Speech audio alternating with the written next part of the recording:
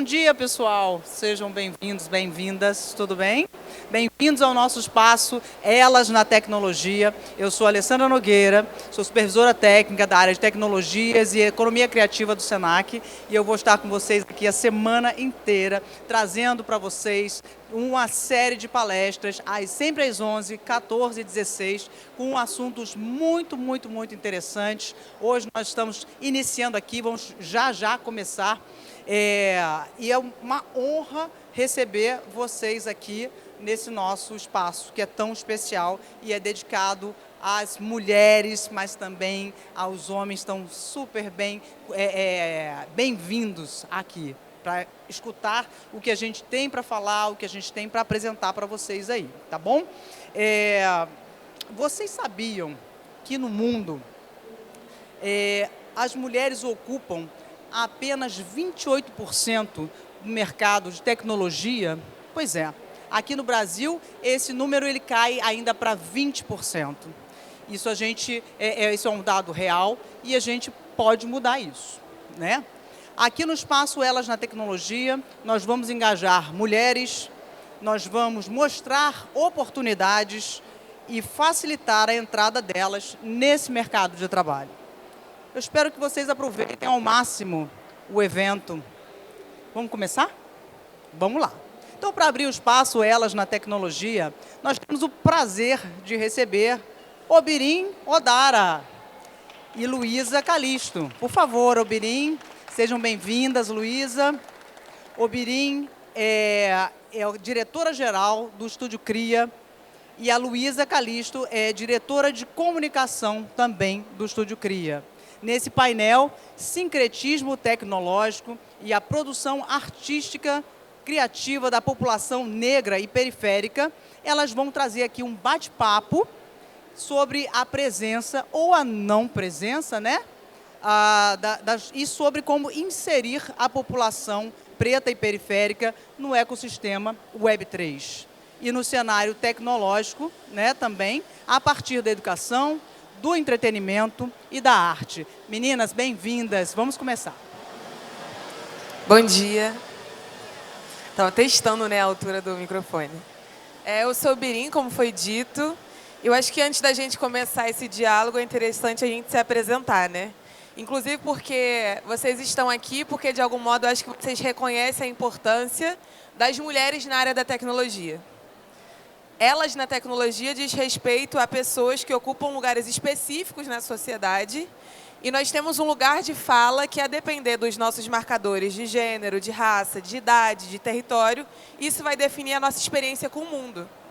Então, nós estamos aqui hoje não querendo, a gente não pretende falar por todas as mulheres, longe disso, mas falar do lugar de duas mulheres negras, inclusive de tons de pele distintos, de lugares distintos, com idades diferentes, com pensamentos, inclusive, diferentes, para ampliar um pouco desse cenário que a gente tem tido de uma tecnologia muito fundada num olhar específico, que é do homem branco, médio, né, adulto, do ocidente, cis, enfim. Então, para romper um pouco com esse silêncio, a gente também pede os ouvidos de vocês, a atenção, e muito obrigada por vocês estarem aqui. E obrigado também, acho que está falhando, né? Agradecer também ao Senac pelo espaço, pela oportunidade, pelo convite. Enfim, eu sou Birim e aí eu vou começar dizendo sobre o meu nome. Meu nome de registro, o nome que minha mãe e meu pai me deu, não é Obirim. E aí, há cerca de uns 8 anos atrás, eu me deparei com uma ausência de significado mesmo sobre a minha existência, né? Eu vi que eu sabia muito pouco sobre mim, sobre o lugar de onde eu vim, apesar de estar a vida toda vivendo nesse corpo. Então, tem uma história aí que não está batendo. E aí, quando eu entro na universidade, especificamente no curso de serviço social, é importante dizer isso, que eu não sou uma pessoa da técnica, da tecnologia, não fiz ciência da computação, não é sobre isso o meu lugar hoje, disputando o cenário da tecnologia. Eu venho de um viés crítico racial decolonial.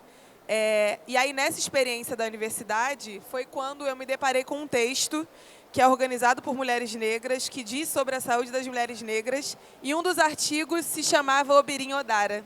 E aquele nome parece que me chamou, parece que ele estava me esperando. Eu fui, e aí a função da tecnologia, né, troquei o nome nas redes sociais, e com pouco tempo todas as pessoas ao meu redor estavam me chamando assim. E aí já faz cerca de 8 anos que eu vivo com esse novo nome, mas também sem abrir mão daquele que minha mãe me deu, porque também reverencio ele. O ponto é, a gente vive com aquilo que eu vou chamar de um banzo estrutural aqui no Brasil, em todas as sociedades colonizadas, né?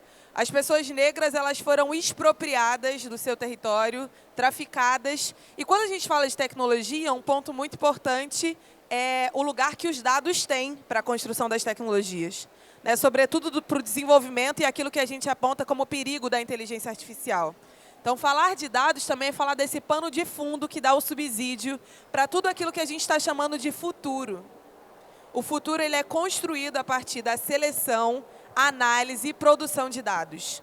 E esses dados são históricos. Quando eu falo que eu, Obirim, vivia um banzo estrutural, ou seja, uma falta, uma ausência, em que um nome, a mudança do nome, já foi um grande pontapé para que eu mudasse o curso das coisas da minha vida, imagina a quantidade de dados desconhecidos que, se eventualmente nós conhecêssemos, não mudariam também a nossa perspectiva de futuro e de presente, consequentemente.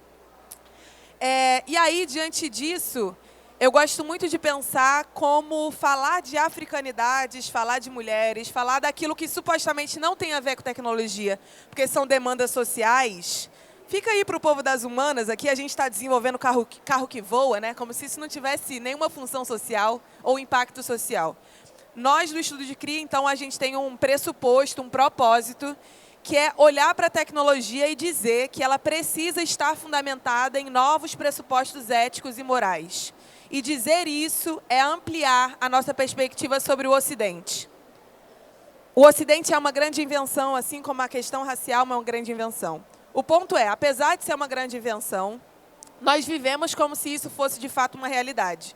A raça marca o meu corpo, né? Quando vocês me olham, vocês não me olham ou olham para a gente num lugar distanciado. A nossa identidade informa quem a gente é e tem dados que chegam em vocês e vocês vão analisando de acordo com esses dados. Aquela ali é palestrante ou não, aquela ali está limpando o ambiente ou não, aquela ali serve para falar ou não, aquela ali é... Entendeu? A gente está sempre analisando a partir do nosso referencial, que foi construído socialmente, o que esses dados querem dizer. As informações foram produzidas. E aí, quando a gente olha, então, para essa nova perspectiva de futuro que a gente quer construir, a gente identifica como é importante, então, desafiar o Ocidente, todas as violências que foram criadas aqui, ficcionando novas possibilidades. Se tudo é uma grande ficção, por que a gente não reficciona? É possível reficcionar as raças, as identidades, o futuro, o tempo. Nada do que a gente conhece hoje, previamente definido, ou supostamente já com um significado etimológico que não pode ser discutido, tudo isso pode ser reformulado, né? A própria noção do que é tecnologia, estrito sensu, é algo que pode ser reformulado.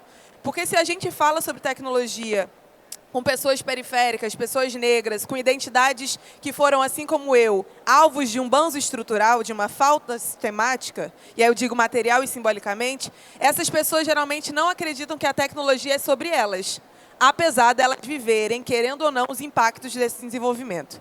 E aí nos resta, muitas vezes, ou a possibilidade, né, de fechar os olhos para isso e falar, não, isso não tem nada a ver comigo, tecnologia é coisa para outras pessoas. E aí isso nos leva a um segundo ponto, que é passar a nossa vida toda tentando fazer parte, ainda que de forma precária, desse ciclo tecnológico. Já que eu não posso produzir, eu, ao menos, vou trabalhar muito, exaustivamente, para ver se eu consigo comprar esse tal telefone aí desenvolvido, ou esse carro que voa, enfim. É como se a noção de futuro já estivesse pronta e só nos resta, enquanto pessoas de identidades flageladas, tentar participar minimamente de forma precária. E aí, quando a gente, então, desafia a ficcionar novos mundos, novas possibilidades e renomear a própria tecnologia, a gente pode se lembrar que tecnologia, etimologicamente falando, a gente está dizendo do quê? A ação humana, técnica, é a ação humana sobre o mundo, de tal modo que a gente exerça sobre esse mundo algum tipo de alteração, de intervenção humana, para que a gente consiga resolver algum problema. Aqui é um primeiro ponto. Nós estamos sendo direcionados, quase que como uma boiada, a pensar que os nossos problemas são sempre particulares. E aí tem problemas que são problemas coletivos e os nossos problemas que são privados. E os nossos problemas privados não precisam ser colocados aqui, por exemplo, num espaço como esse. Isso é uma grande mentira. Porque os problemas que supostamente são coletivos também são pessoais. Também tem um grupo específico de pessoas que está definindo o que é um problema comum e o que não é. Tem gente que vai dizer ou vai dissimular, a partir da mídia, do acesso, da economia, que se faz sentido ou não a gente lutar, por exemplo, pela emancipação dos povos indígenas na Amazônia. Faz sentido a dor desse povo ou não faz sentido? O Brasil caminha com esse povo ou não caminha? Tudo isso, então, que vai definindo o que são os nossos problemas, também define o que é tecnologia. Porque a tecnologia, por sua vez, né, o sufixo logia significa, então, aquilo que a gente vai chamar de estudo. Produzir conhecimento sobre o que, então, tecnologia? Produzir conhecimento sobre as técnicas que são desenvolvidas para resolver problemas. Quando a gente entra, então, com a dimensão do estudo, a gente vai definir quais técnicas valem e quais não valem. Quais problemas valem e quais problemas não valem. E quais soluções também são válidas e quais não são. Nesse percurso, a gente tem a continuidade do apagamento que aquele período colonial que a gente viveu e não se findou ainda produz. Que é o quê? Nós ainda estamos hoje, em termos tecnológicos, na área da tecnologia, dizendo que os dados do continente africano, as técnicas do continente africano, dos povos originários e dos povos negros da diáspora não são válidos. Que as pessoas que estão nos territórios de favela, de periferia, as pessoas negras, as mulheres, não estão produzindo soluções que são válidas ou que mereciam ser estudadas e escalonadas.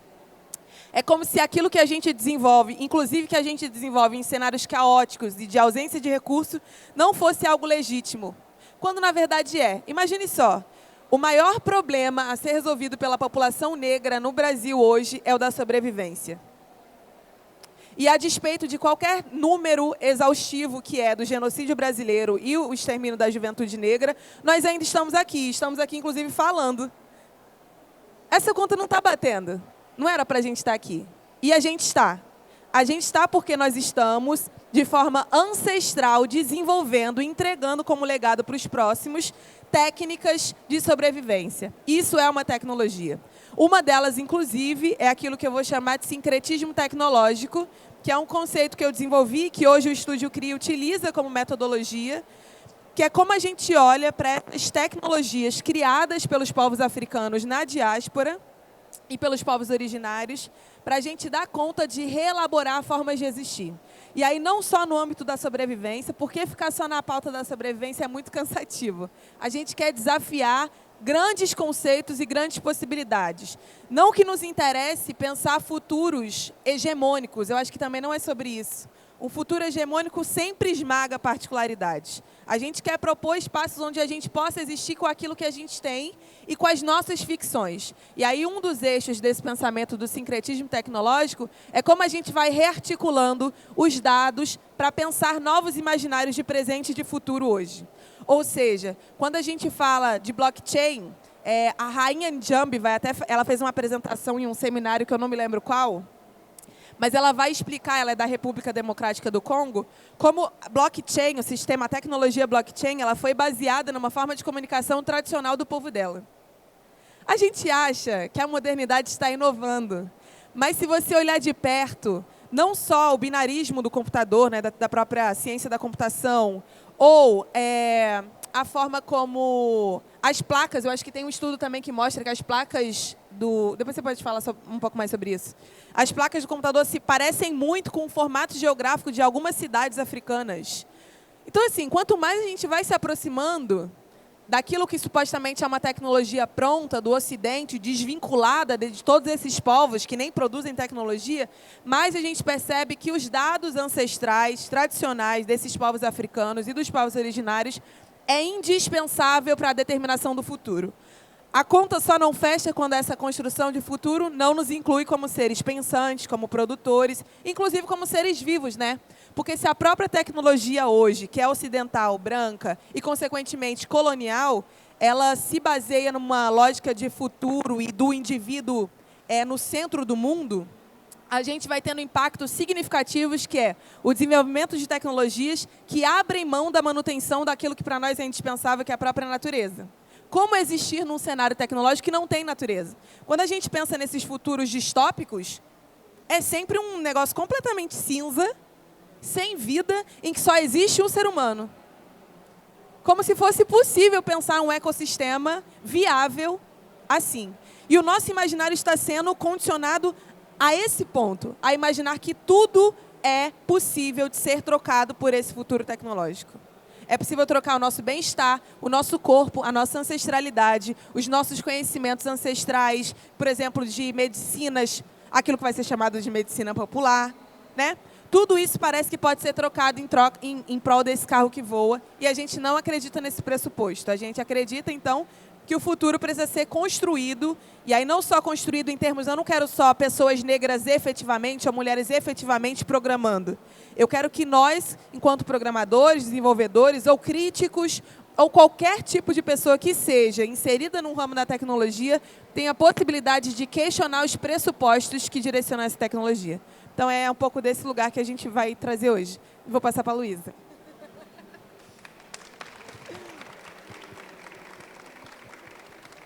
Oi? É tão estranho falar sem conseguir se ouvir, mas acho que agora eu estou conseguindo. Bom dia ainda, eu sou Luísa, sou diretora do Estúdio Cria, a empresa a qual faço parte junto com o Birim e com o Ian e com o Osvaldo, que não está presente aqui. Assim como o Birim começou falando sobre de onde ela veio, de onde vem seu nome, eu também acho que é importante situar de onde eu vim. Hoje eu falo que eu sou da tecnologia por pura teimosia. Na verdade, eu iniciei a minha vida profissional com programação, me desiludi completamente pelos mesmos motivos que me fazem estar aqui hoje. Fui parar na museologia, sou museóloga de formação, comunicóloga de pós-graduação, e agora eu voltei para a tecnologia porque acho que as coisas como elas estão sendo feitas hoje, a gente tem que disputar a tecnologia, então eu acabei parando nesse lugar. E é basicamente sobre isso que a gente tenta falar o tempo todo no estúdio. Quando eu comecei a estudar programação em 2010, o cenário da tecnologia era justamente esse cenário que a gente hoje está tentando debater, e eventos como esse aqui eram muito distantes da nossa realidade. A gente tinha uma galera que já estava trabalhando, estudando programação. O Brasil sempre foi um polo muito interessante de tecnologia na América Latina, se a gente for pensar. Mas você pensar em discutir gênero, discutir identidade dentro de um mercado que ainda era, de certo modo, novo, era muito distante, era muito inimaginado. Então, eu me lembro que, na época, a gente tinha algumas iniciativas que tentavam trazer mulheres para a tecnologia. Isso não chegava até mim, até porque eu era só uma garotinha preta estudando programação numa escola federal. E conforme eu fui saindo da programação, quando eu fui parar na museologia, eu percebi que a tecnologia continuava atravessando tudo. A gente, no Brasil, a gente tem acervos culturais gigantescos que são preservados a partir da tecnologia, então isso continuou me atravessando e acabei parando aqui. Então, na verdade, é um prazer gigante, agradeço ao Senac, agradeço também ao Adriano, e quando a gente está tentando falar sobre isso, a gente eventualmente vai acabar parecendo que a gente está no lugar da crítica, mas, na verdade, eu não queria estar falando no lugar da crítica, eu queria estar falando no lugar do convite. Toda vez que eu estou em algum lugar falando sobre tecnologia, sobre blockchain, que eu vou falar também, sobre o Web3, eu estou tentando trazer mais pessoas como eu para o mesmo lugar onde eu estou. Então, eu não acho que nesse momento vai adiantar eu fazer todos os apontamentos e levantar todos os dados e explicar sobre quanto as mulheres não são representadas, não estão presentes, porque isso eu acho que a maioria das pessoas já sabem. A gente já sabe que o mercado é dominado por homens brancos, cis, héteros, adultos também, porque também tem a questão do etarismo. Então, na verdade, a minha fala ela parte do lugar de tentar convidar, de tentar fazer com que as outras pessoas, principalmente as pessoas que sejam parecidas com a gente, entendam que é um cenário que está sendo disputado. Assim como toda vez que a gente tem uma mudança tecnológica ou que a gente tem alguma grande revolução, a gente tem que disputar essas tecnologias que estão sendo postas novamente. Estamos disputando um cenário, a gente sabe com quem a gente está disputando, não é sobre isso. Mas quando eu estou falando sobre disputa, eu estou falando que a tecnologia hoje ela representa não só um mercado, mas também uma oportunidade de trabalho, mas também o modo como nós vivemos as nossas relações culturais, sociais, laborais, afetivas. Hoje em dia todo mundo todo mundo não, né? A maioria das pessoas já usaram o Tinder para poder sair com alguém. A maioria das pessoas pede comida pelo iFood. Ninguém hoje em dia manda currículo por papel, que nem a minha geração já não entregou currículo na rua. A minha geração já abria o Rio Vagas e mandava currículo por e-mail. Então, existe hoje algo dentro daquilo que a gente entende por tecnologia que é inevitável. E quando a Ubirim traz essa coisa de que a tecnologia ela é o estudo da técnica, a gente também precisa entender que a gente tem que significar o que a gente entende por tecnologia. A tecnologia não é só o iFood. A tecnologia não é só o carro que voa. A tecnologia também é a minha avó saber qual é a planta que ela tem que fazer chá para me dar quando eu estou passando mal. Então, aquela música do Rapa, né? Todas as ciências de baixa tecnologia. É sobre isso que a gente está falando aqui. E aí, eu acho que, quando a Ubirim fala sobre o sincretismo tecnológico, a gente no estúdio, a gente também está preocupado com uma virtualização gigantesca da vida, e por a gente entender que a vida ela está virtualizada, a gente entende que, dentre outros problemas, a virtualização se torna essa disputa que a gente está falando. E já que a gente entende isso como disputa, a gente tem que entender quem não está sendo contemplado nesse lugar. Então, a gente também está falando sobre não lugar. Essa coisa do não lugar, eu aprendi quando estava estudando museologia. E dentro da museologia, eu estava pesquisando aquele museu que tem na Cinelândia, que é o Museu de Belas Artes, que é um museu tradicionalíssimo, lindíssimo, tem obras de arte imitando as estátuas gregas. E, na época, ainda muito jovem, a gente foi fazer uma pesquisa com os garçons do Amarelinho, que é um bar muito famoso que tem na frente do Museu de Belas Artes. E nessa ocasião a gente percebeu que tinham garçons que trabalhavam no Amarelinho, tinha 40 anos, 30, 40 anos. O mais novo que eu encontrei trabalhava 20 anos e ele nunca tinha entrado no Museu de Belas Artes. E aí eu fiquei me perguntando por quê. Primeiro surge aquela ideia meio elitista de que falta interesse. Não falta interesse. Depois surge a ideia elitista de que é o horário de trabalho. Também não é sobre isso, porque o rapaz tinha suas folgas. Quando a gente foi entrevistando as pessoas, né, os garçons do Amarelinho, a gente foi vendo que eles não iam ao Belas Artes porque eles simplesmente não entendiam que eles podiam ir, ou que eles tinham que ir. Então a gente entendeu que, na verdade, existia para os museus, né, para alguns museus tradicionais, um não público.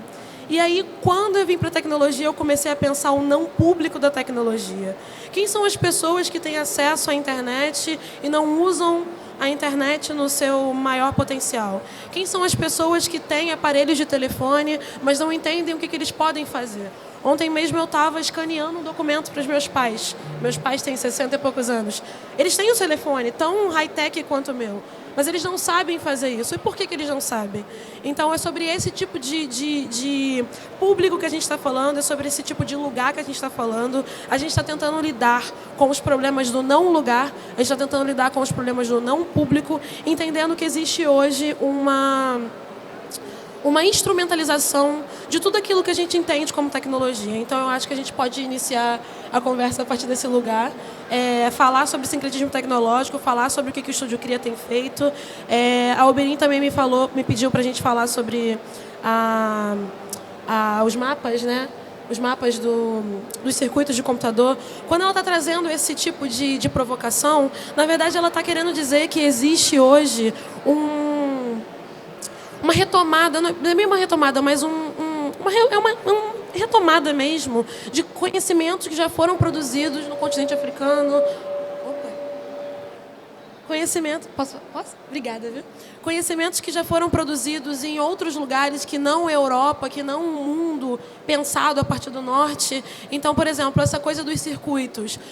O modo como os circuitos de computador estão, as plaquinhas, não sei se alguém aqui já viu uma plaquinha de computador, ela tem uma coisa meio radial. Essa ideia da coisa radial é uma coisa que já existe nas cidades africanas desde muito tempo, de entender como que as ruas elas têm que se radiar. A mesma coisa acontece com os computadores. Quando a rainha Jambi, eu não sei se alguém aqui já ouviu falar de Web3, blockchain. Alguém já ouviu falar de blockchain? Já, né? Então, blockchain hoje é uma tecnologia que está por trás da ideia de criptomoedas, que está por trás da ideia de Web3. É uma tecnologia que diz sobre a nova geração da internet. E se a gente for olhar essa tecnologia, isso é papo para uma outra palestra, mas ela é uma tecnologia que ela é baseada num consenso. É uma tecnologia que ela é baseada em computadores estando de acordo ou não. E isso nada mais, nada menos do que é o modo como civilizações antiguíssimas já se organizavam. Então, a gente está tentando trazer essa perspectiva de tentar mostrar que a tecnologia ela não é nada muito novo. O carro que voa, ele é uma invenção nova, usando pensamentos e sonhos antigos. A blockchain é uma invenção nova, usando técnicas antigas. Tudo isso que a gente vê hoje, essas evoluções tecnológicas, na verdade, elas têm embasamentos e conhecimentos ancestrais por trás. Então, é por isso que a gente quer falar sobre sincretismo tecnológico, sobre reterritorializar o universo virtual, sobre a importância de pessoas pretas e periféricas dentro do universo da tecnologia, porque o objetivo principal é a gente entender que tecnologias, seja lá quais forem, são feitas por pessoas, e quando a gente não tem uma tecnologia diversa, quando a gente não tem pessoas diversas fazendo essas tecnologias, elas vão continuar repetindo os mesmos erros e os mesmos vícios estruturais de sempre. Então, na verdade, acho que a nossa fala é um pedido de um levante para a gente conseguir dar conta de fazer com que a tecnologia ela dê conta dos nossos problemas e não dos problemas de uma parcela única e recortada da população. A gente pode seguir, né, amiga?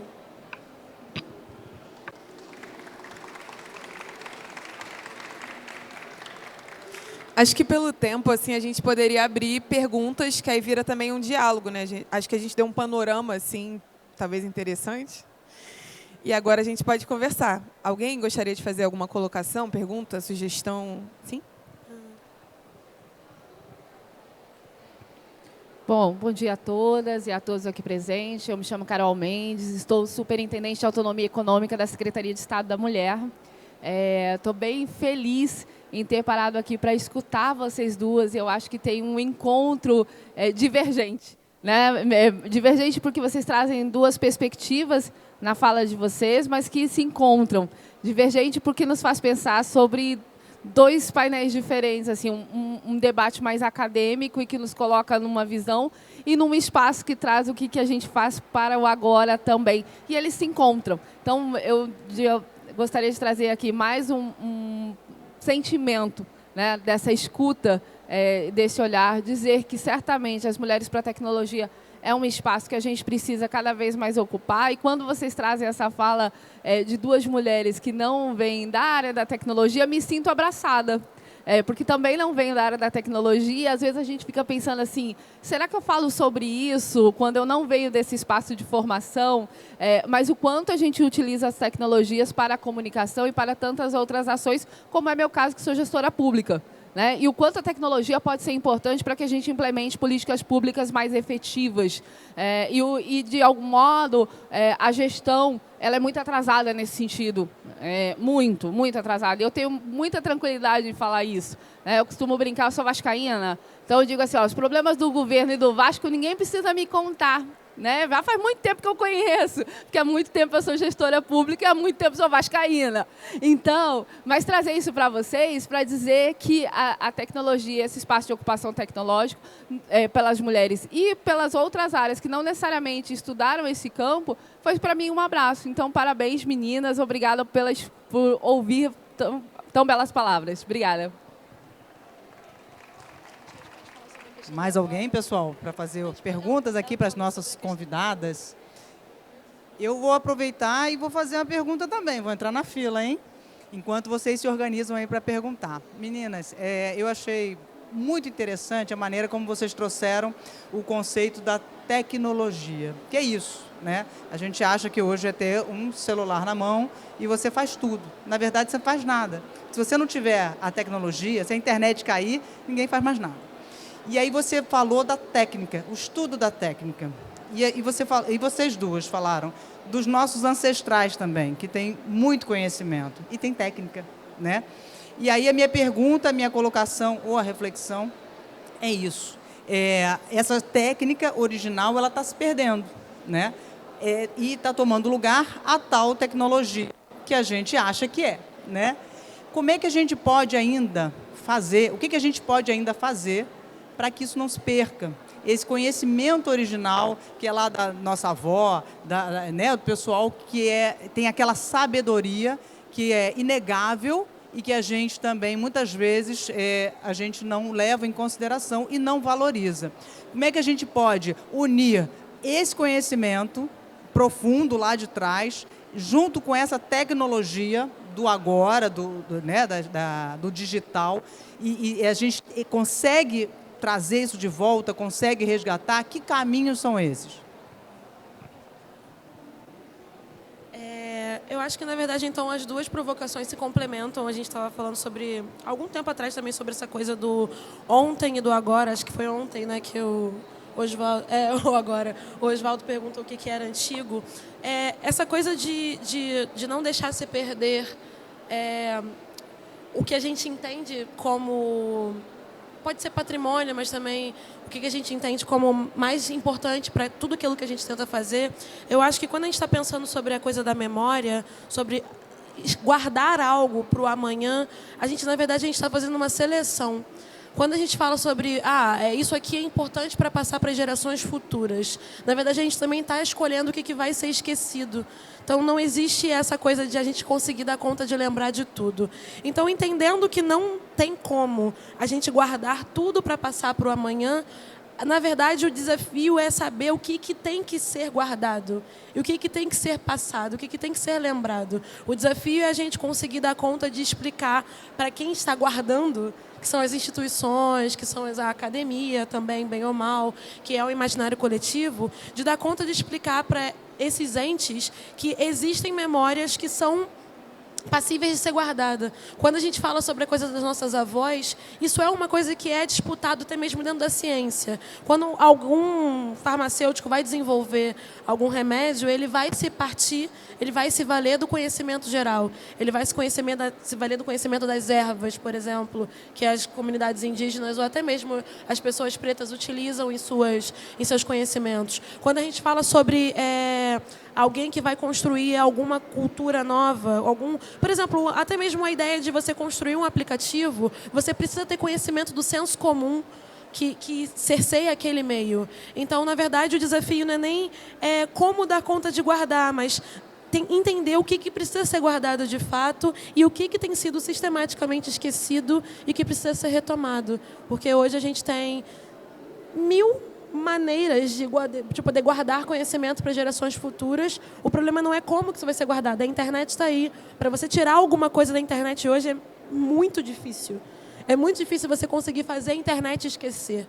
Então, na verdade, o mecanismo para a gente esquecer, para a gente guardar, a gente tem. A gente não tem mesmo uma noção arraigada no imaginário que a gente precisa selecionar melhor o que está sendo lembrado e o que está sendo esquecido, por exemplo. Eu esqueci seu nome.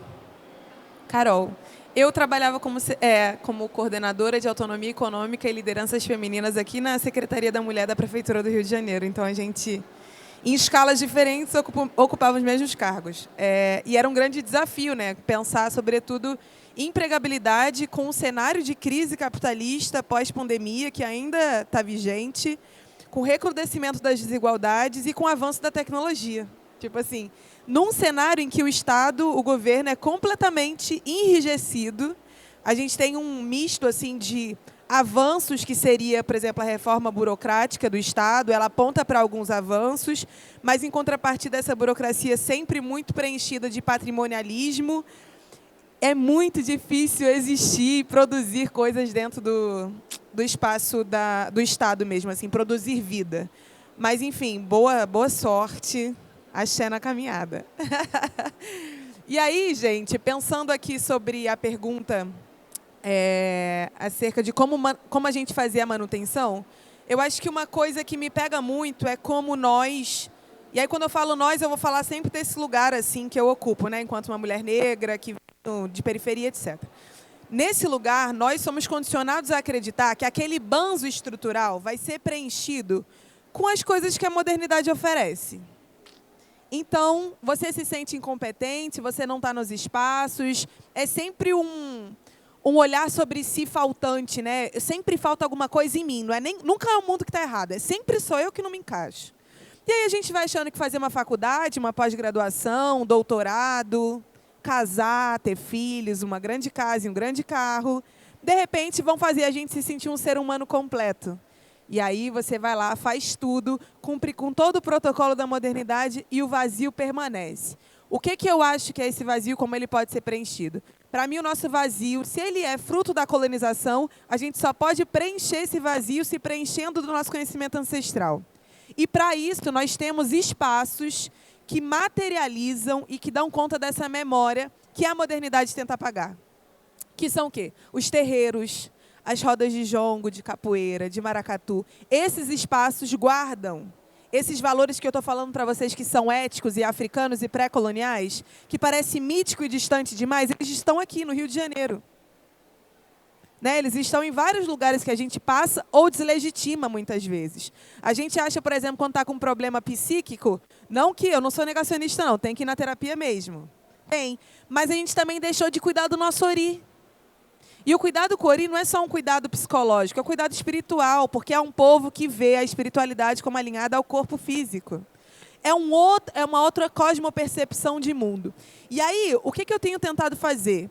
Olhar para o mundo moderno, tudo que ele me diz que eu preciso fazer e cumprir, eu faço, mas não dou em troca também a minha saúde mental e a minha integridade.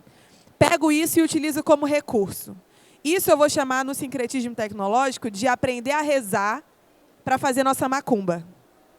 Que é o quê? Quando os nossos ancestrais chamavam Santa Bárbara para evocar Yansan, isso é aprender a rezar para fazer nossa macumba. É entender que em espaços específicos, como o espaço público, não vai ser possível chamar Yansan e ritualizar Yansan. Porque a polícia, porque as instituições modernas, porque há um determinado controle e você está se colocando em perigo. Como é que, então, eu mantenho a existência da minha fé, dos meus valores, da minha memória ancestral e mitológica, num espaço que me diz constantemente que tudo isso é um bafafá, que não tem a ver com tecnologia, que não tem a ver com futuro, que ser moderno é se formar, por exemplo, numa universidade e achar que isso não tem nada a ver com o conhecimento ancestral da sua avó? Para mim, então, todos esses meios são apenas recursos. E aí, quando eu entro, por exemplo, na graduação, agora estou fazendo doutorado em filosofia, eu não quero o título só porque o título diz coisas. Se o título diz coisas, que diga para outras pessoas. Eu voltei para a universidade agora para ritualizar o meu processo de conhecimento e porque eu sei que lá na universidade existem caminhos e possibilidades de eu me deparar com uma história que não foi contada, apesar de ser também o espaço institucional do apagamento da nossa história. Que são as contradições.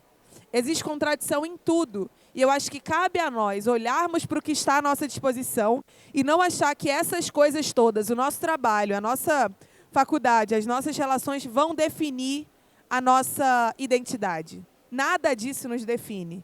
Eu acho que o que nos preenche mesmo é isso que é simbólico, que é subjetivo, que não se expressa às vezes como algo interessante no mundo moderno, mas que quando a gente entra em contato, né, quando a gente, por exemplo, no terreiro, vai se despir e vai se tomar banho de erva, isso sim é algo que eu tenho identificado como algo que preenche o meu banzo. Cabe a nós entendermos o que preenche o nosso banzo e utilizar o que está ao nosso redor como um mero recurso.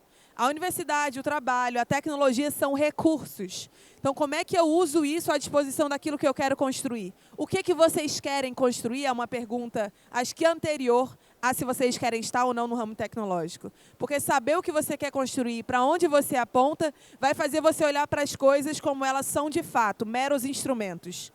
Blockchain, tecnologia, celular, universidade, diploma, trabalho, tudo isso são recursos que podem ser direcionados, como eu tinha dito, para aquilo que vocês acreditam. E, para mim, o meu corpo, né, eu tento me posicionar como aquele adinkra, que é o sankofa, que é um corpo do pássaro que está virado para frente e a cabeça para trás. Eu acredito que nós só podemos ampliar o nosso destino se a gente amplia a nossa percepção da nossa origem, de onde nós viemos. E nós, pessoas negras, somos condicionados a acreditar que somos filhos de escravizados. E não foram os filhos de escravizados ou escravizados que construíram, por exemplo, as pirâmides do Egito. Como é que eu vou me identificar com esse povo tão tecnológico?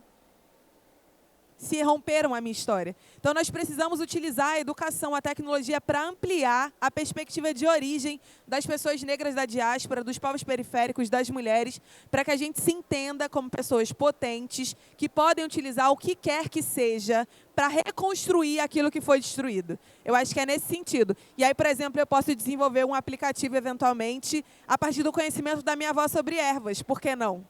Isso é utilizar as coisas à disposição daquilo que a gente acredita. Acho que vai por esse caminho. Gente, alô. Gente, isso é tecnologia. Vai muito mais do que a gente imagina, muito mais do que a gente entende no dia a dia da tecnologia. Alguém mais quer fazer alguma pergunta? Vamos lá, pessoal, não sejam tímidos. Olá, meninas, bom dia. Meu nome é Natália. Eu sou analista de educação no Departamento Nacional do SESC aqui no Rio. A gente dá diretrizes na área de educação para as escolas do SESC de todo o Brasil. E a gente se depara na formação continuada de educadores com um desafio, que é de levar a tecnologia, novas tecnologias para as escolas. Por que motivo? As professoras, né, em geral, são mulheres periféricas, tem muita dificuldade, tem um distanciamento muitas vezes, né? Falam, a gente faz formação, acham incrível, mas a gente não vai conseguir fazer, por N motivos. A gente tenta sempre apresentar possibilidades, né? E fazer essa conexão com outros tipos de tecnologia, não só as digitais, falar do high-tech, do low-tech, né? Da alta tecnologia e da tecnologia mais simples, mas é sempre um desafio. E eu queria saber o que vocês sugerem, assim, como é que a gente leva tecnologia, porque a escola muitas vezes é o primeiro lugar em que aquele estudante vai ter contato com tecnologia, que aquela menina vai ver que ela pode trabalhar com tecnologia no futuro. Então, o que vocês sugerem? Que caminhos a gente pode apontar para essas professoras para que elas não se sintam limitadas e possam apresentar novos caminhos para suas alunas também?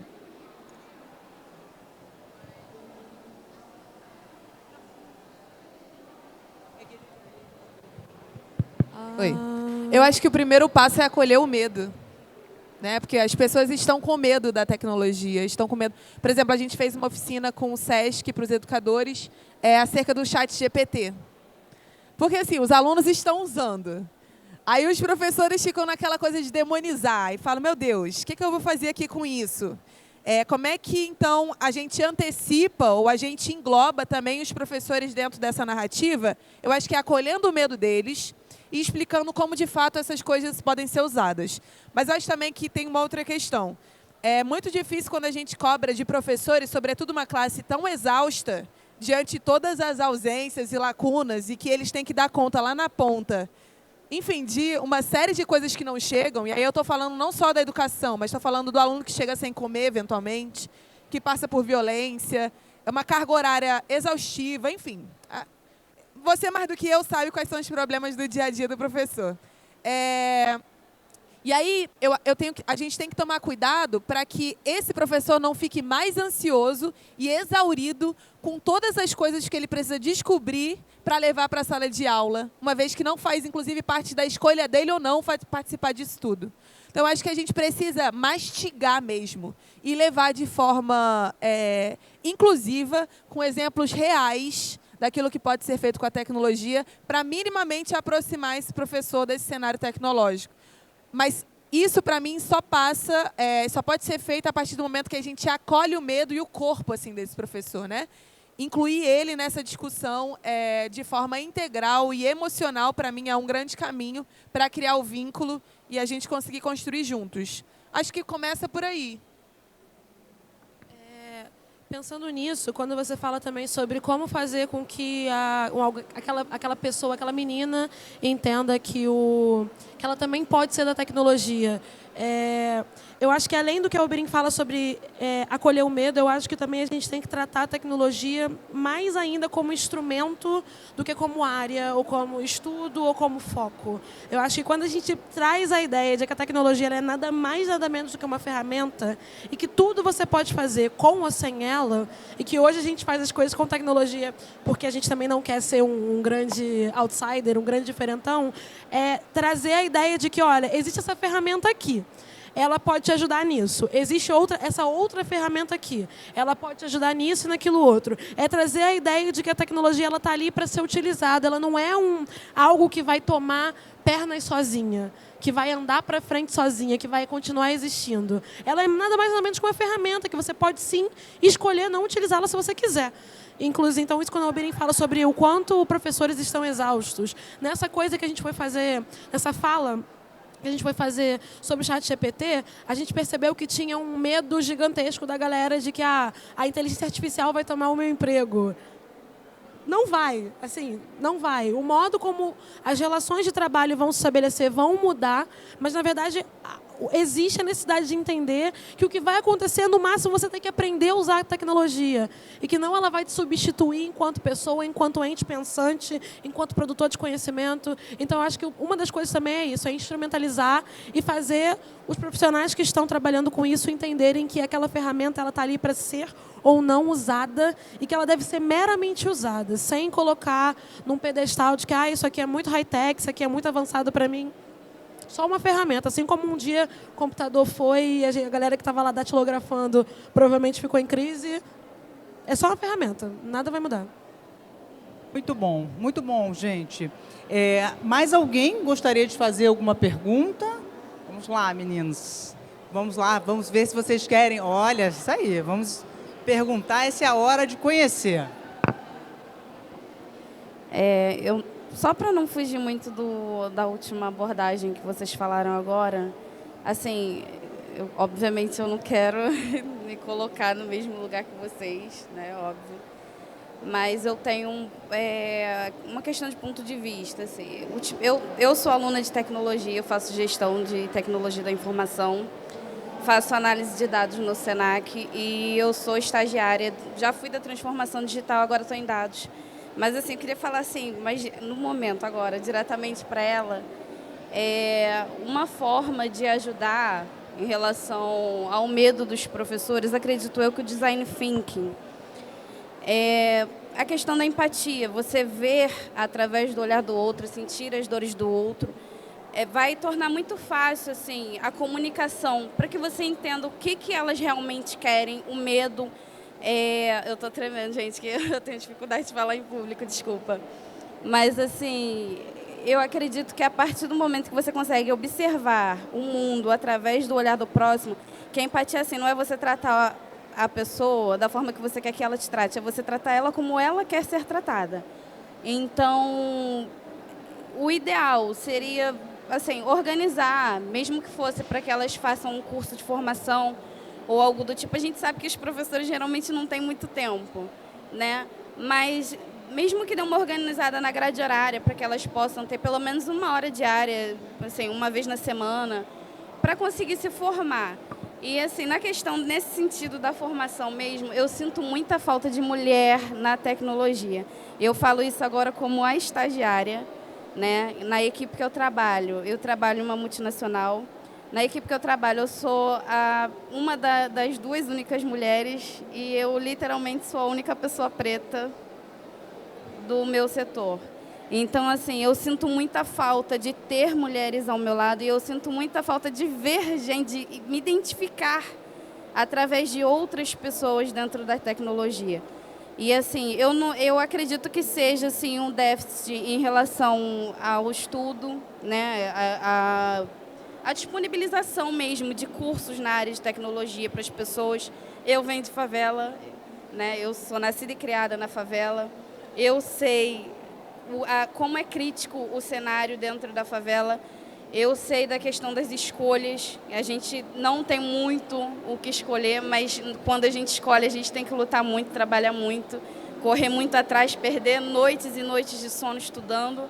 E, assim, nem sempre a gente é recompensada com a vaga que a gente imagina que seria o ideal para a gente, que é onde a gente quer estar, né? E eu acredito que essa questão da pele, eu não digo nem questão currículo, porque, assim, em deparação, meu currículo com o de outras pessoas, eu falo por mim, né? O tanto de coisas que eu já estudei, tanto de coisas que eu já consegui acrescentar no meu currículo, e às vezes eu perco a minha vaga, né, para uma pessoa que, ao olhar do outro, tá melhor, né, visualmente.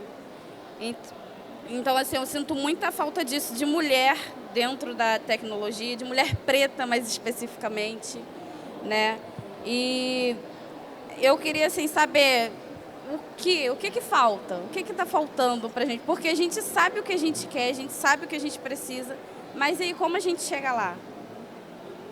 O que fazer para conseguir chegar lá? Não, como a Beri falou, de fato, é pergunta de milhões. Essa fala sua é Débora, né? Débora, essa fala sua é basicamente, eu acho que aconteceu com toda mulher que está na tecnologia hoje, toda mulher. E se for uma mulher preta, então, é batata, foi o que aconteceu. A minha trajetória na tecnologia foi, eu estudava programação numa escola pública federal, de ponta, de ponta, de ponta, e eu tinha um professor, que Deus o tenha, não sei onde ele está, que falava que lá não era lugar para mulher. E ele falava isso numa turma com 1/3 de garotas. E isso eu tinha 14 anos. Pensa no que é um professor seu, você sabe, porque você está numa empresa que só tem você de mulher preta. Então, essa coisa, essa falta de estímulo, na verdade não é, como você fala, não é currículo. Currículo a gente tem, sabe? Dar conta de correr atrás, tal qual eles, a gente tem.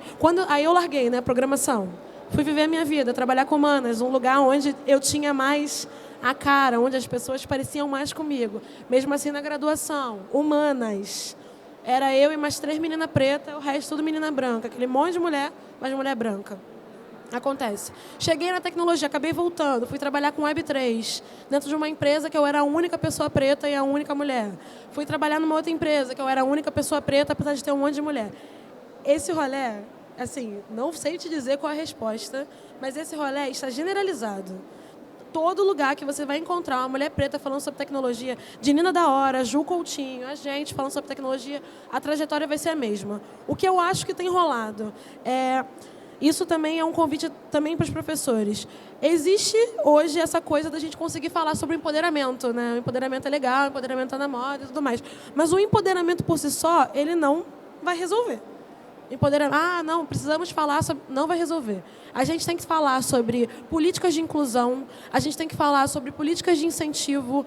Quando a gente for fazer um curso, a gente vai dar um curso agora sobre novas tecnologias. Quando a gente for fazer um curso, a gente tem que entender as realidades socioeconômicas daquelas pessoas, a gente tem que entender que existem mulheres que têm filhos e a gente não pode excluir essas mulheres. Então, eu acho que falar sobre a gente está dando voz, a gente está dando visibilidade à causa, mas existem estratégias que a gente pode ter para conseguir dar conta de trazer essas pessoas que não estariam nesses lugares. Só que essas estratégias, elas dependem de quem está no poder. Então, quando a gente for falar sobre, vamos fazer um curso, se não tiver passagem, se não tiver auxílio alimentação, aquela pessoa periférica ela não vai dar conta de fazer. Porque tem dia que ela não vai ter grana para pegar a mototáxi para descer da favela. Se a gente for falar sobre universidade pública, se você não colocar a política de ação afirmativa, aquela pessoa não vai conseguir fazer. Porque, às vezes, ela tem que dar conta de poder ser a única pessoa da família que trabalha. Então, assim, eu acho que o corre, né? Isso é uma parada que a gente se preocupa muito francamente no estúdio, porque é uma dor que nos atravessa diariamente, atravessa as pessoas que estão perto da gente. A gente tem que falar, dar visibilidade à coisa, mas também, se a gente não conseguir elaborar estratégias de inclusão, vamos continuar sendo as únicas mulheres pretas nas grandes empresas e aí vamos pegar uma mulher preta, vamos colocar como a pessoa que vai falar sobre aquilo em cada espaço. Na empresa que eu trabalhava, sempre que tinha que falar, a gente tem que trazer pessoas de favela, vamos falar com a Luísa. Eu não era especialista em diversidade e inclusão, mas por eu ser a única pessoa preta no lugar, era eu que acabava falando sobre o assunto. Então, eu acho que a gente tem que... É a mesma dor que você sente, é a dor que a gente sente, é uma parada que nos cansa, mas que também nos faz dar fôlego para continuar movimentando e tentando mudar alguma coisa que é muito estrutural, mas que a gente sabe que a gente vai encontrar algum ponto para poder acessar essa estrutura e desmontar ela inteirinha. Sobre o que você falou, bastante coisa, né? Você podia estar aqui, inclusive, do nosso ladinho. Eu fiquei pensando que o sincretismo tecnológico também versa sobre isso, que é o quê? A gente precisa entender o mundo que a gente vive. Porque senão a gente incorre naquele erro de achar que tudo é culpa nossa. Então, se tem pouca mina preta em tal lugar, é porque por que que não tem? Será que é porque essas pessoas não estudam? Não, a gente precisa olhar para uma questão estrutural. Então, o primeiro ponto é, nós vivemos numa sociedade colonizada ainda. E isso nos leva para um segundo ponto, que aí eu indico já para todo mundo o livro Pacto Narcísico da Branquitude, da Maria Aparecida Bento, né? Branquitude não é só a identidade branca, ou seja, como as pessoas brancas se veem e se apresentam, e como são vistas. Não é só isso. É também as instituições. Branquitude é quase que sinônimo das instituições modernas. Porque se a gente está dizendo que a universidade legitima um conhecimento específico em detrimento de outro, que o museu seleciona o que vai ser lembrado e o que vai ser esquecido, que o Estado vai dizer o que é uma política pública que pode ser feita ou não feita, a gente está dizendo das instituições tomando decisões em prol da manutenção da vida de um grupo e da exclusão e produção de morte de outro grupo. E aí, inclusive, quando a gente avança, geralmente a branquitude, que é a própria instituição, aumenta a linha de chegada. Então, é uma sensação quase que constante de ficar dando voltas em torno de si mesma. Eu acho que entender isso é entender que existe uma produção estrutural, sistemática, econômica, política, ideológica, filosófica, que produz a nossa ausência nos lugares, e isso não é uma questão de meramente dinheiro, porque é muito mais lucrativo para o capitalismo ter pessoas negras inseridas no ciclo produtivo do que excluídas. Mas, em contrapartida, ainda assim, nós somos excluídas. E por que somos? Porque é uma questão de poder.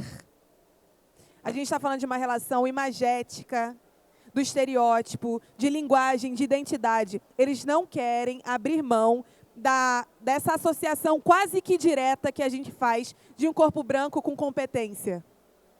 Quando eu peço para vocês, por exemplo, fecharem os olhos e imaginar uma pessoa de sucesso, muito provavelmente vai ser um homem de paletó, branco, adulto. Não vai se parecer comigo ou com a Luísa. Isso não é porque vocês são necessariamente ruins. Isso é porque o nosso imaginário coletivo foi construído para isso. Isso é uma questão de poder. A gente andar na rua e ser associada com uma pessoa que gera ameaça também é uma questão de poder. Então, assumir que é uma questão de poder, eu acho que nos dá insumo para entender que esse trabalho ele precisa ser coletivo e ele demanda a disposição das pessoas brancas quebrarem, se é que é possível, o pacto narcísico que elas fazem umas com as outras. Então, sempre é necessário, em alguma medida, que uma pessoa branca chancele a nossa política afirmativa, as nossas demandas, que o CEO reconheça que precisa de diversidade e inclusão, que o Estado governante lá, MOR, reconheça que precisa de uma política de cotas. A gente precisa dessa articulação. Em contrapartida, acho que a gente precisa entender que há vários cenários e possibilidades de luta. Tem grupos que demandam e se organizam para essas articulações, enquanto isso também tem grupos que precisam eventualmente trabalhar em outros tópicos e de formas talvez um pouco mais, como é que eu posso dizer, menos dialógicas, assim, que dialogue menos. Vai ter grupos que não vai querer dialogar, e isso também é importante. Então, a gente tem várias frentes, o movimento negro no Brasil é muito diverso. Tem aqueles que estão dispostos a sentar na mesa com a branquitude, tem aqueles que não estão dispostos. E eu acho que, no fundo, o importante é, independente das frentes de luta, a gente precisa voltar para o nosso grupo e entender como é que essas artimanhas todas se unem em prol de um objetivo único, que é o avanço do nosso povo. E aí, nesse sentido, eu acho que reconhecer que é uma questão de poder também tira um pouco desse peso que a gente coloca nas nossas próprias costas de tentar resolver um problema que é coletivo. Assim. Um corpo não dá conta de resolver um problema coletivo. E por isso a gente, no Estúdio Cria, pensa tecnologia alinhado a alguns alicerces. Um deles é o corpo. É indispensável o corpo para as nossas relações, para o futuro. Não existe para nós futuro sem corpo. Inclusive, para a perspectiva iorubá, que é um grande expoente no Brasil e na diáspora do pensamento africano, o corpo é o lugar a partir do qual a gente pensa. A gente não pensa só com a cabeça, a gente pensa com o corpo inteiro, inclusive fora do corpo, tal qual o jogo de búzios. E aí um outro ponto é terra, a gente precisa de terra. Nós fomos expropriados, desterritorializados. E aí a favela é uma expressão disso. A gente não tem espaço, a gente tem chão, mas não tem terra. Quando eu falo de terra, eu estou falando de possibilidade de plantar, de comer, de firmar o pé, de construir uma casa que vai permanecer segura, onde a gente pode cultuar os nossos orixás. É isso, possibilidade de terra. E o terceiro é comunidade. Não é possível para nós trabalhar tecnologia sem pensar a comunidade, sem pensar o que a gente usufrui, constrói e devolve para o nosso povo no avanço coletivo. Então, acho que partindo desses pontos, a gente deixa, inclusive, de direcionar tanto a nossa necessidade para convencer o mundo branco de que ele está sendo violento com a gente, e passa a gastar energia, investir axé na produção da nossa autoestima, na produção dos nossos sonhos, do nosso imaginário. A gente precisa, inclusive, voltar. Assim como os brancos fizeram um pacto entre si, nós precisamos fazer um pacto entre a gente de manutenção da nossa vida, do nosso imaginário, dos nossos sonhos, porque isso gasta tempo e axé. E escolher onde a gente vai estar é uma escolha política também, mas também acreditar que tem uma variedade de pessoas negras nesse movimento negro, ou negros em movimento, que estão em vários lugares fazendo a disputa necessária para a nossa continuidade.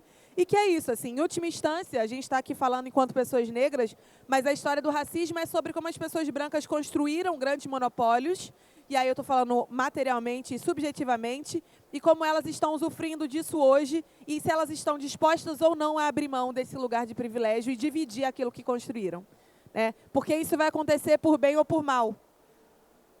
Não é uma questão de escolha. Nós estamos aqui para disputar. A gente tem a ferro e fogo tomado os nossos diplomas, os nossos espaços, tentado reconstruir os nossos terreiros, as nossas terras, a nossa caminhada, o nosso saber.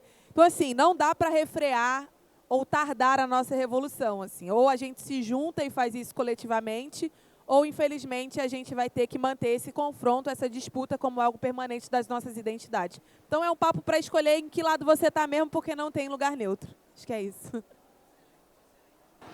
Agora nós estamos na nossa reta final, né, da nossa sessão de perguntas aqui, e nós vamos ouvir a nossa última pergunta da manhã. Olá, boa tarde, tudo bem? Eu me chamo Juliana. Eu sou do interior, venho de Resende. Infelizmente, cheguei, vocês já estavam falando, mas elas na tecnologia já chamam demais a atenção. E aí a minha questão é, de profunda, assim, sozinha no mundo. Como tornar isso interessante? Se na capital já é complicado, imagina no interior como isso funciona. Sem políticas públicas municipais, por exemplo, que coloquem as mulheres neste palco, que dê visibilidade.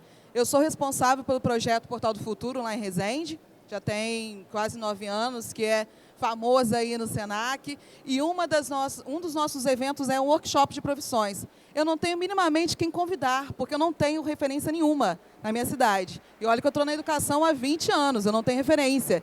E a minha pergunta é, qual é o meu primeiro passo? Como que eu posso tornar isso interessante? Agora, com essa questão da passagem, eu consigo acessar os adolescentes da periferia de verdade, né? Porque antes eu só ficava ali no pequeno centro, porque não tinha como eles acessarem de verdade.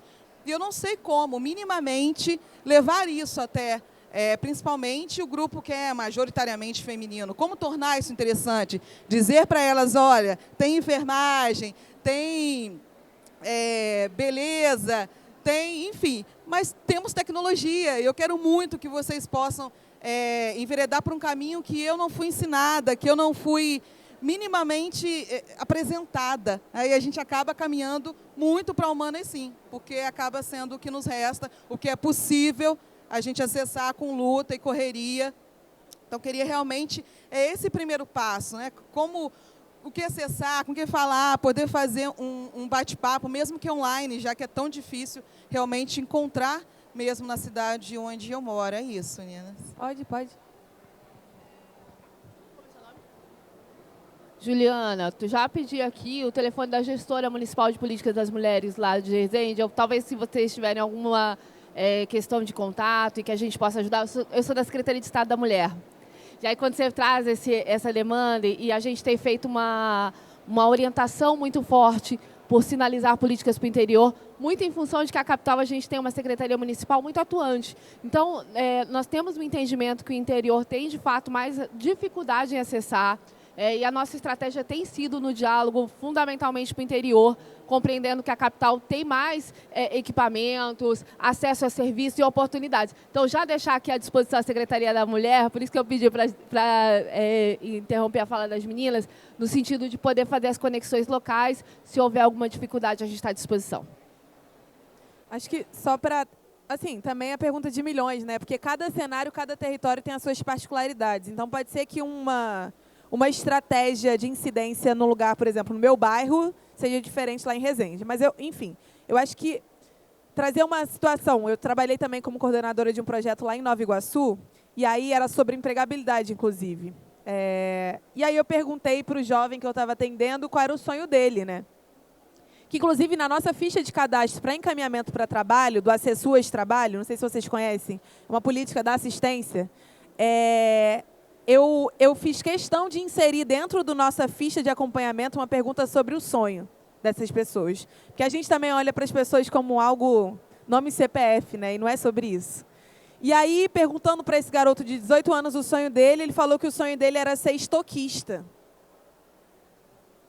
E aquilo me pegou muito, assim, porque não é que, de fato, ele só queria ser estoquista. A gente está falando que o imaginário dele esbarrava na possibilidade de ser estoquista. E que, apesar dele, eventualmente, até sonhar com outras coisas, ele não tinha nem coragem de proferir, porque poderia parecer absurdo, distante demais. Então, o que eu quero dizer com isso, né? A gente é muito condicionado a imaginar os limites do nosso sonho, dos lugares que a gente pode ocupar a partir das referências que a gente tem.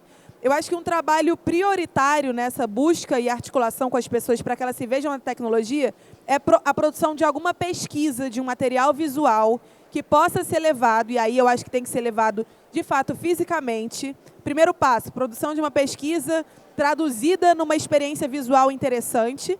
Eu estou falando de PPT, eventualmente, mas um PPT interessante. Segundo passo, articulação com a rede. E aí pensar os movimentos onde tem mulheres, pensar espaços da educação, se articular com a própria Secretaria Municipal de Política e Promoção da Mulher, enfim. E aí levar esse material para que essas mulheres, minimamente, esse silêncio que foi produzido historicamente, seja rompido.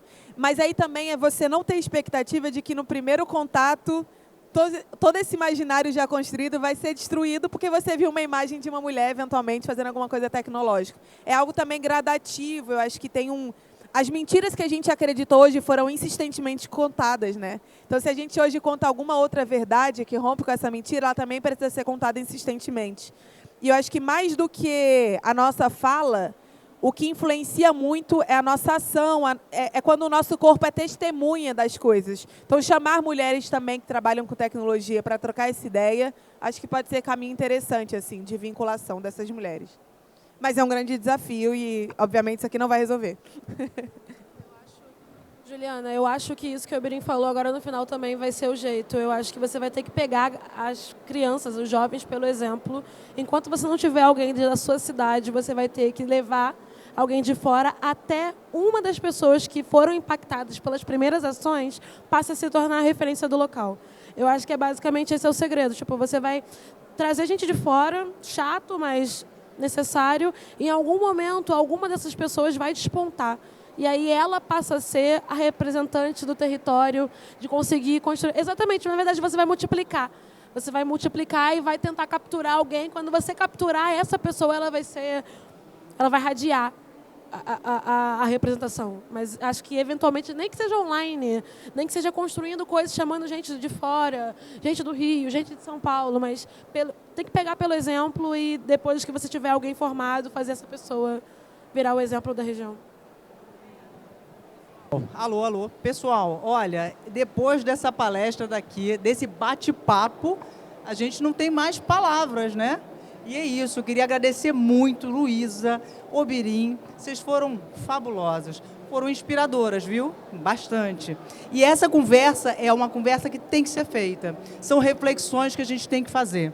Esse é um espaço dedicado para mulheres, elas na tecnologia, mas a reflexão é para todos, homens e mulheres, porque a sociedade ela é feita de ambos, e a gente tem que dar as mãos, sim. Porque a gente tem possibilidades, a gente tem esperança de ter dias melhores, sim, enquanto sociedade, enquanto seres humanos que nós somos. Vocês maravilhosas, eu só tenho a agradecer, gente. Palmas, por favor, para Luísa e Obirim.